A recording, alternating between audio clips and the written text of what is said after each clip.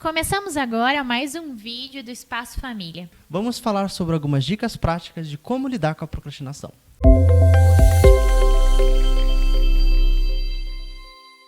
Eu gostaria de passar 5 dicas para vocês que vocês podem começar a utilizar a partir de hoje. A primeira delas é a gente definir exatamente aquilo que a gente vai fazer. E quando a gente fala em definir, é definir por escrito. São as famosas listas de atividades que a gente vai fazer. Por exemplo, você acorda de manhã e você tem muita coisa para fazer. Você está trabalhando em casa, tem os filhos, tem tudo aquilo que você precisa lidar. A procrastinação acontece quando a gente não sabe exatamente o que a gente vai fazer. Por isso que quando você define e você escreve na lista o que você tem que fazer, o processo fica mais fácil. Eu confesso, Diego, que eu sou a louca da lista. Eu gosto de lista e faço a lista da lista, a lista da lista da lista. Porque com isso, Diego, e você vai me dizer se tem alguma coisa a ver ou não. Quando eu termino a atividade, eu risco da minha lista e isso me dá um prazer danado. Exatamente. O segundo passo, e isso que você falou tem total relação com o que eu gostaria de falar. Então, primeiramente, a gente define o que tem para fazer. E segundo, a gente consegue desmembrar aquelas atividades que a gente tem que fazer. Por exemplo, você tem que lavar a casa. Dificilmente alguém gosta realmente de lavar a casa, certo? Então, quando você pensa em falar, tenho que lavar a minha casa, qual que é a sensação? Novamente, nós vamos acionar as nossas mesmas áreas de dor. Aí, o que acontece? A estratégia é você dividir em partes menores. Você não vai lavar a casa inteira, você vai começar lavando uma parte específica da casa, como a sala, o quarto, o banheiro e assim por diante. O terceiro passo, então veja, a gente definiu, a gente desmembrou em pequenas partes e agora a gente pode estabelecer as nossas prioridades.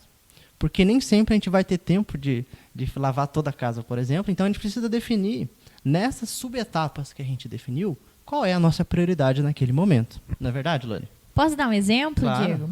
Você falava aí sobre limpar a casa e eu lembrei lá da minha adolescência, quando eu morava com os meus pais, no sábado eu tinha que lavar a casa. Esse era o meu compromisso. Então eu fazia exatamente isso.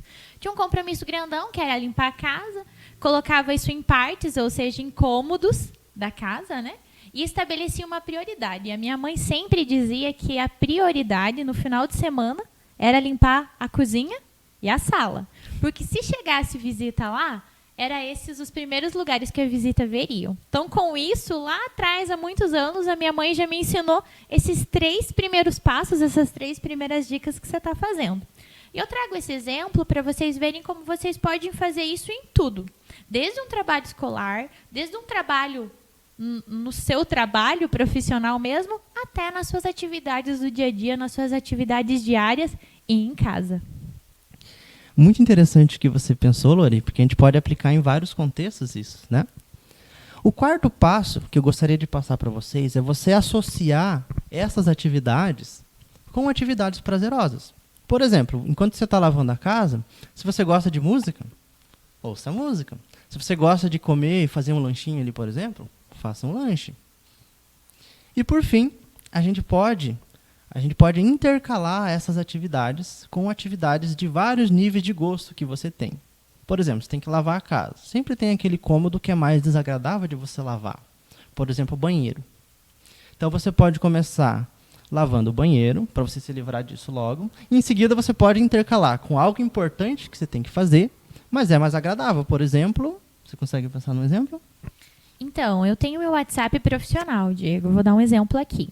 E, em geral, são várias mensagens e a gente tem que parar um pouquinho mais para responder eles com mais qualidade, né? Então, eu costumo intercalar essas atividades, às vezes, com isso. Então, eu faço a limpeza de alguma coisa, volto e respondo uma mensagem.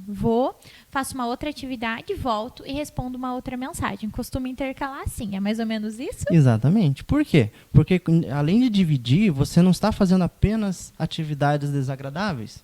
Você está intercalando atividades desagradáveis com atividades menos desagradáveis.